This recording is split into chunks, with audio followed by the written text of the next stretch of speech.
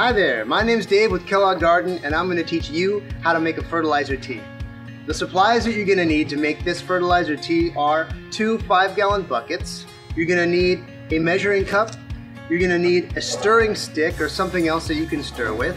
And also you're going to need a fabric like a cheesecloth that I have here, or something else that can be used to strain the fertilizer after you've brewed it. And I also have some duct tape here that I'm going to use to fasten my cheesecloth to my bucket when we get there. But most importantly, what do you need is you need your granulated fertilizer. So I have here Kellogg Garden Organics tomato, vegetable, and herb fertilizer, and this is going to be great nutrients for our plants when we are done. The first thing you want to do is take one of your 5-gallon buckets and fill it up with the desired amount of water, and then you're going to let it sit for 24 hours uncovered. And this is what's going to allow the chlorine inside the water to gas off, and now your water is going to be in a lot better condition to make your fertilizer tea with. The second thing you're going to do is, once you've done that, which I already have by the way, you're going to take your measuring cup and you're going to measure out 1 cup of granulated fertilizer for every 1 gallon of water. Here I have about 4 gallons of water, so I measured out 4 cups of granulated fertilizer, and then all you need to do now is just mix it in.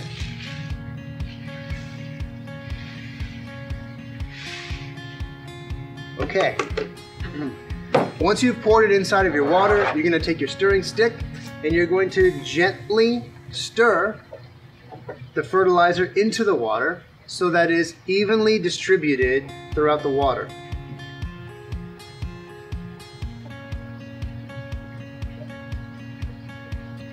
Alrighty.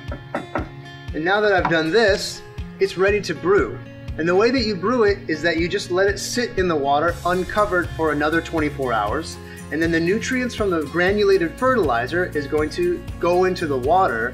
And then once we strain it, we can use the water to water our plants, and we can also use the solids for something pretty cool as well. Okay, so I have here my fertilizer tea that's been brewing together for the past 24 hours. And you can see the coloration of the water. It's really dark, and you can tell there's a lot of nutrients in here that could be great for watering our plants. So all we need to do now is strain out the solids from the liquids, and then we can use it to water our plants, and we can do something pretty cool with the solids as well.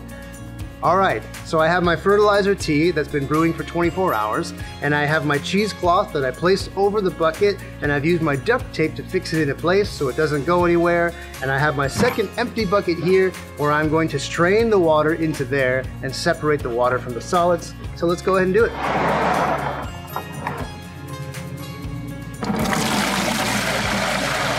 Okay, here we go. Nice. Look at that water. Get the back end of it here. Okay. Kind of want to shake it around, make sure all the liquid that you can get out of it, that you get out of it. Okay, so we have our fertilizer tea that's been brewed, it's been strained, and now all we have left here in this bucket is the liquid.